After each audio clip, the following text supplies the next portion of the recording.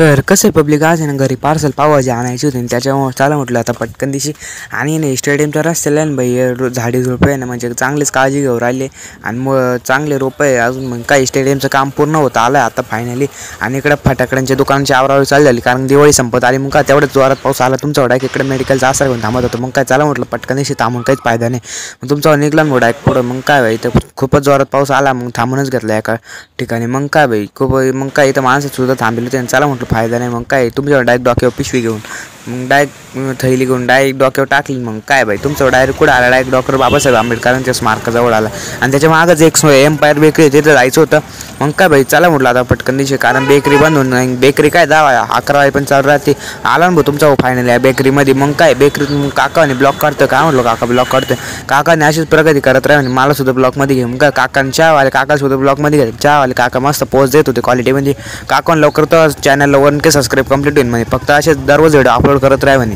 खूपच चांगलं वाटतं जेव्हा काही वयस्कर माणसं आपल्याला चांगलं म्हणतात मग काय आलो डायरेक्ट महाराजांच्या चौकामध्ये हेच गाणं आठवतं पहिलं शिवराज छत्रपती झालं गे शिवराज छत्रपती झालं गे हे गाणं कोणाला आठवतं नक्की कमेंट करा मग काय आलो श्री रुद्र हनुमान मित्रमंडळाजवळ